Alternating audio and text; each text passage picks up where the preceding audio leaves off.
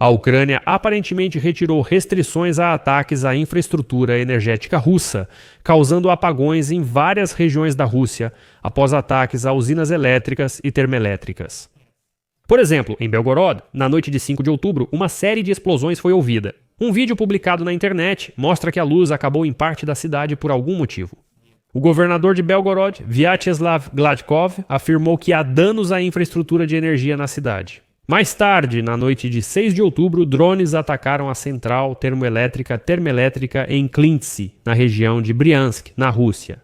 Moradores disseram que foi um forte ataque de míssil, enquanto a Ucrânia afirmou apenas que os russos estão recebendo resposta. Ao mesmo tempo, a Ucrânia está destruindo sistematicamente a indústria de refino de petróleo da Rússia, o que está causando uma escassez de gasolina em todo o país. O Kremlin afirma que a falta de gasolina não está relacionada aos ataques às refinarias. Nesse sentido, muitos especialistas acreditam que a Ucrânia quebrou um certo tabu em relação aos ataques à Rússia, já que a Rússia apenas intensifica seus ataques à infraestrutura energética da Ucrânia.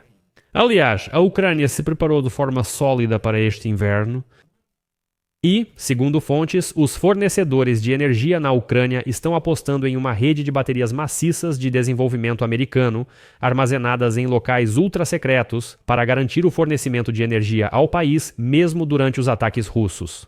Meu nome é Alexei Peti. Hoje é 6 de outubro. Nesta edição, discutiremos como a Ucrânia aparentemente quebrou o tabu sobre ataques a subestações, termoelétricas e centrais elétricas. Antes de começar, lembre-se que neste canal do YouTube são publicados vídeos analíticos de notícias diariamente para mantê-lo informado sobre as novidades. Recomendo que se inscreva neste canal do YouTube e siga meu canal no Telegram Peti News. O link está na descrição deste vídeo. Lá, publicamos notícias em tempo real assim que elas chegam. A cidade inteira piscou.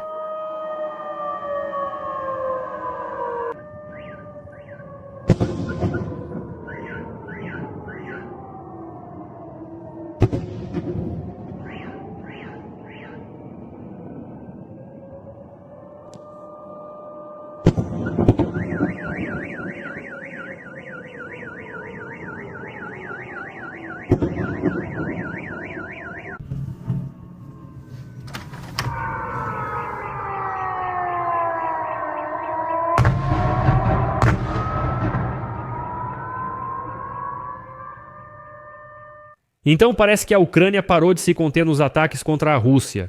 Começarei pelos alvos militares das Forças Armadas da Ucrânia.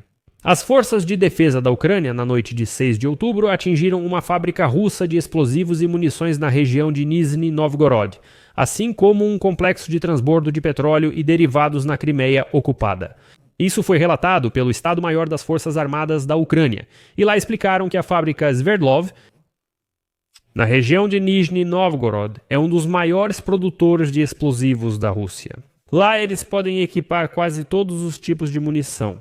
Projéteis de aviação e artilharia, bombas aéreas, inclusive guiadas até o alvo, ogivas de mísseis cumulativos, antitanque e teleguiados, munição para tropas de engenharia e ogivas para complexos de mísseis de defesa antiaérea. Além disso, as forças de defesa da Ucrânia atingiram as instalações da Joint Stock Company Terminal Marítimo de Petróleo na Feodósia ocupada. É um complexo tecnológico multifuncional onde ocorre a transferência de petróleo e derivados de petróleo de vagões-tanque ferroviários para navios marítimos e vice-versa. Além disso, lá também acontece a transferência de petróleo para transporte rodoviário. Essa organização apoia o exército de ocupação da Federação Russa na Crimeia ocupada.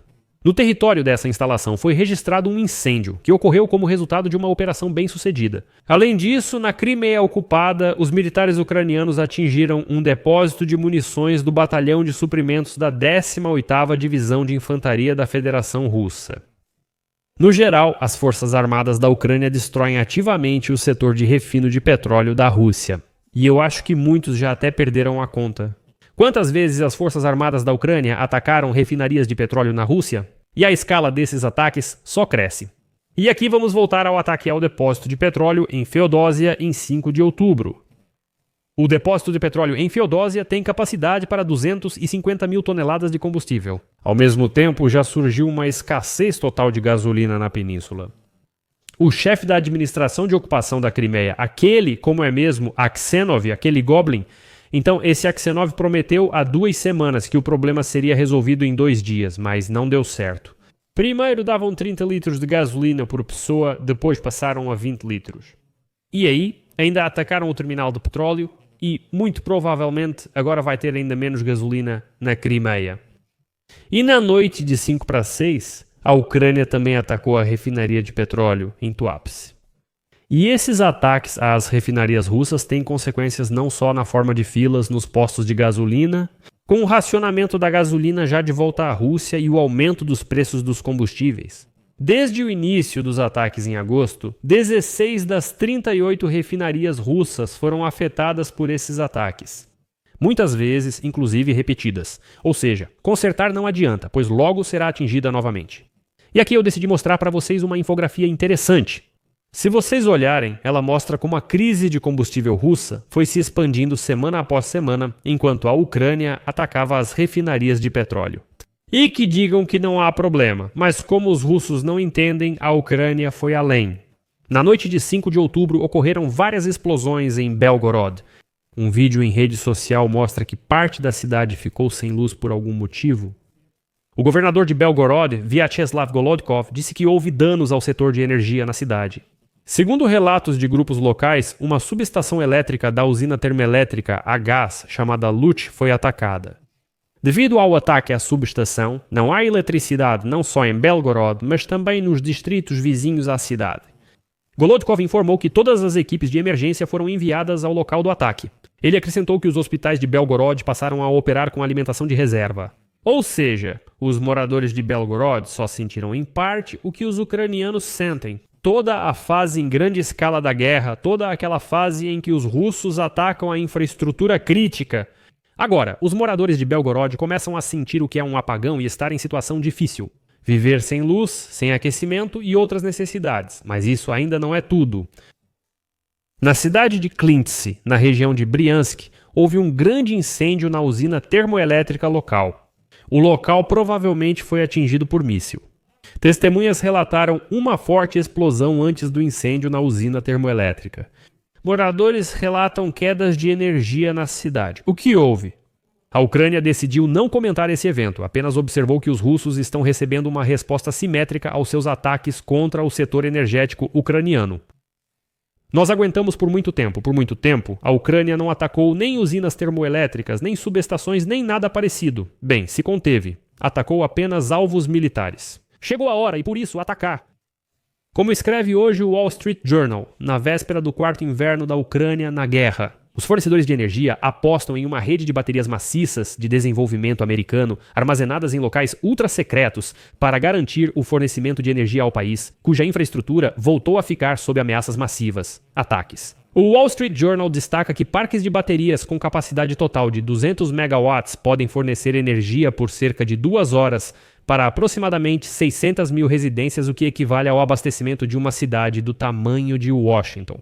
Lá, oficialmente, são 700 mil habitantes. Ou seja, durante um bombardeio, os elementos de energia dão aos engenheiros tempo para restabelecer o fornecimento de eletricidade e evitar o corte de energia. Relata-se que os parques de baterias foram desenvolvidos para ajudar a suprir as lacunas no fornecimento de energia da Ucrânia e regulá-lo, oferecendo uma fonte alternativa de energia. Mesmo em caso de ataque à rede, o programa de 140 milhões de dólares foi concluído em agosto. Segundo o Wall Street Journal, para evitar ataques, os ucranianos mantêm em segredo a localização das baterias e as medidas de proteção, como a defesa antiaérea estrategicamente posicionada. 6 sistemas de baterias foram integrados à rede elétrica em Kiev e Dnipropetrovsk. Eles fornecem eletricidade em caso de desligamento de outra fonte, como uma usina termoelétrica, o que ajuda a evitar longos cortes de energia que os ucranianos têm enfrentado nos últimos anos. Aqui vou colocar reticências. Compartilhe sua opinião nos comentários, inscreva-se no canal, ative o sininho e deixe seu like. É isso, se cuidem, até mais.